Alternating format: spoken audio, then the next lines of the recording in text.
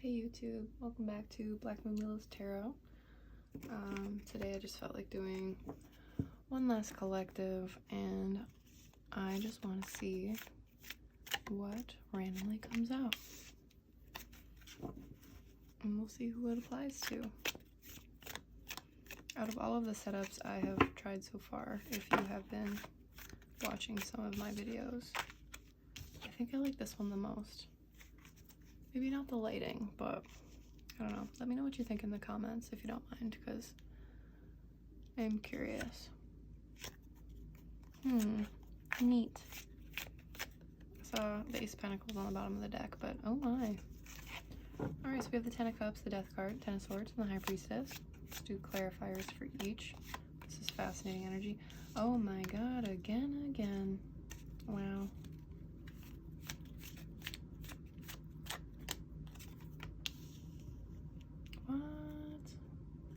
What? Oh, I feel like that needs to stay, so I'm just gonna tuck that right there. Don't worry about that little guy. Ten of Swords. Seven of Cups. And the High Priestess.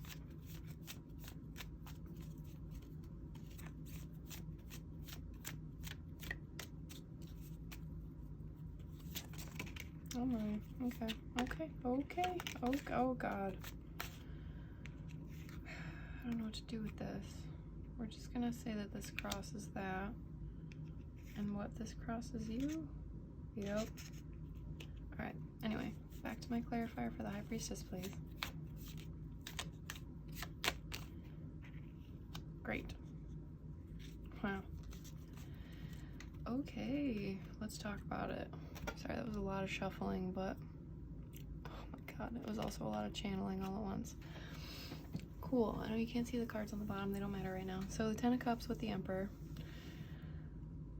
Well, at face value, I'll just go ahead and tell you that sounds like your Divine Masculine's coming into union.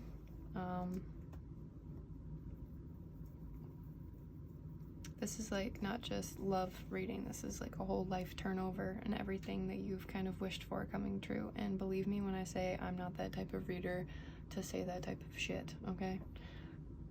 But that's what it looks like. There's a lot of cleansing energy, a lot of ending here. So let's go through it. If you don't have a clear vision of what your Ten of Cups is to you, you need to get clear on that and what that looks like. With it being next to the Death card, there's a lot of transformation coming through. So let's say you had an outdated vision board of what your Ten of Cups looked like to you.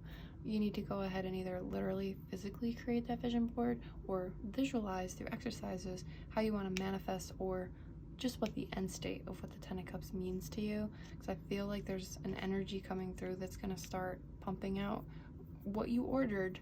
And if the order is old or expired or not what you want, you got to switch up your order and make sure that it's going to be what you actually want with your Ten of Cups.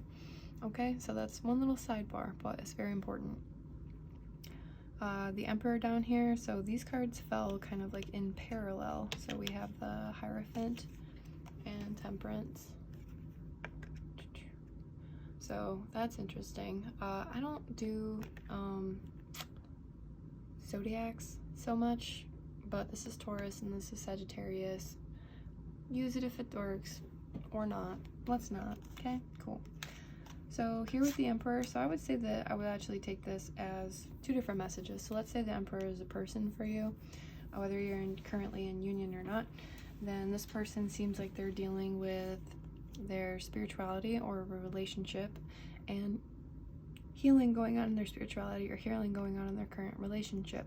This could also mean that they want to heal a current relationship with you. Now, on a more internal level, this could say that this is you and your side of your divine your divine masculine on the inside, and there's a certain level of healing and balancing that needs to occur spiritually here with your divine masculine energy. No gender to this reading. This is just a general collective for anyone and everyone to watch, but that just tells me that I think we can always work on our balancing of masculine and feminine energies, and there's times to use the receiving feminine energy, and there's time to use the taking, conquering, resourceful masculine energy. Now, the Death card with the King of Wands here is interesting. The Three of Pentacles came out also next to it, and for me this is kind of like the friendship building card.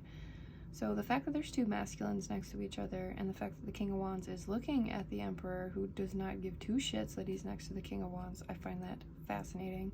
So I do want to pull one more card to clarify. I'm actually going to use a different deck just to make sure there's no overlaps of cards. That's not helpful. We have the Eight of Pentacles in reverse.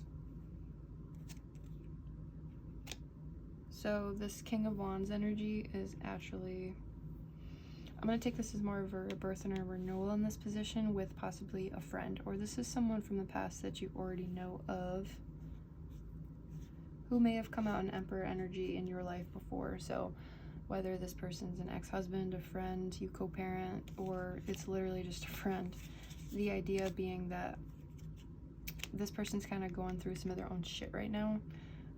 They are throwing themselves into work almost in an unhealthy kind of way, but I will say they are thinking about you on their mind, but they're also in a lack of manifestation ability right now, or they're just feeling lonely and out in the cold by throwing themselves into work so heavily. And there might be financial reasons why they might be going to work more often. They may have to pay off more bills or more debt, you know, etc., yada yada, things like that. So I think you can be on the lookout for communication from this person. Now, what the relation is between the King of Wands and the Emperor, I'm actually not going to dip into, and I'm always nosy, but I feel like that's a no-no, so I am not going to dip into that. I am not. Okay. For the Ten of Swords with the Seven of Cups, I do love that there's an ending here. Now, I do want to know what the topic of what the ending specifically is, but the Seven of Cups is wonderful to show you Ace of Pentacles.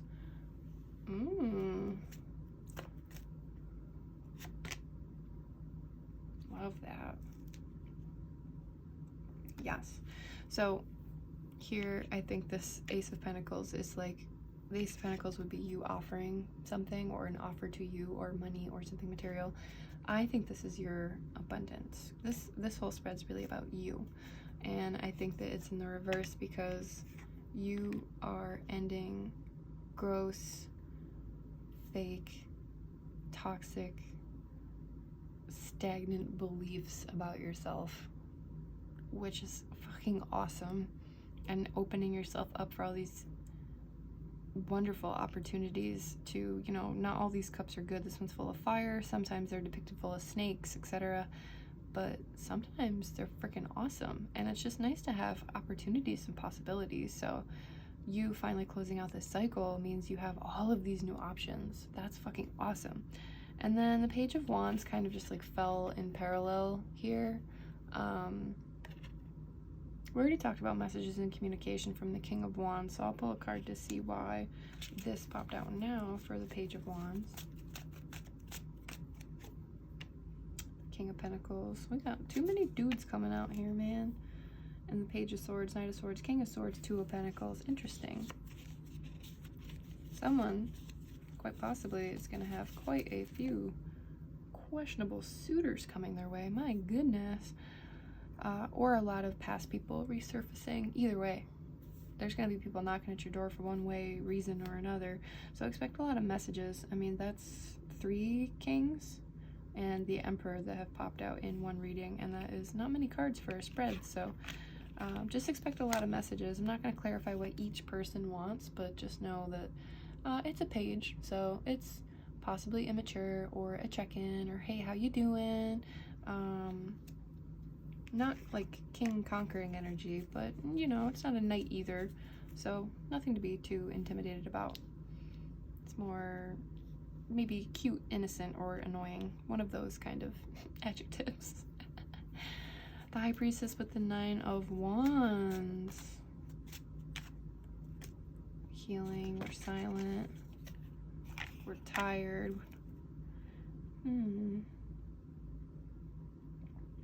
For that to come out twice, it's very interesting.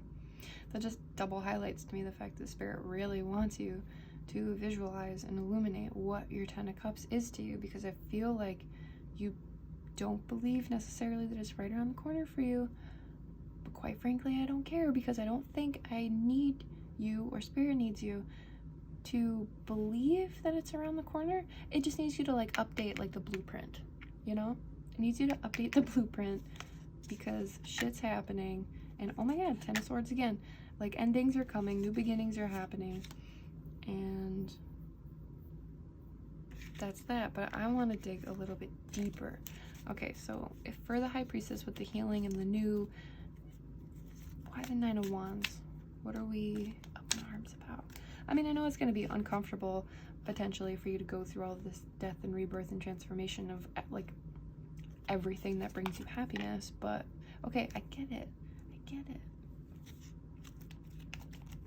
Maybe that's it. Maybe it's just more of a discomfort.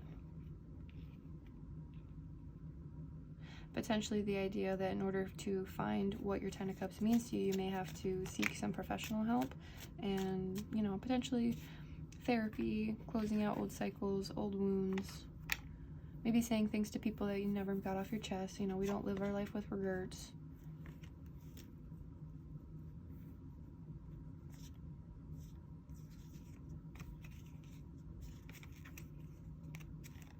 I think it's just walking away from anything that makes you feel stuck or less than. But there's a certain commitment. So this guy in the Nine of Wands, he's been through it already. He's been through the shit. He's a war veteran. He's fucking tired. And I get that you're tired, but I feel like this is the process from the High Priestess to the Nine of Wands, is you committing to identifying your Ten of Cups, doing in the work, cleansing away all the bullshit, and oh, by the way, you on the bottom of the deck have the Ace of Cups, the Ace of Wands, the Hermit, and the Two of Cups with the Tower.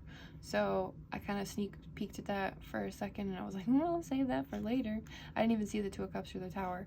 So what's coming up for you is a lot of passion, and to be quite honest, I've seen the Ace of Swords pop in the reverse in this deck quite a few times while I've been shuffling. So be aware of people that want to pull the wool over your eyes, or if not lie to you, then not tell you the direct truth.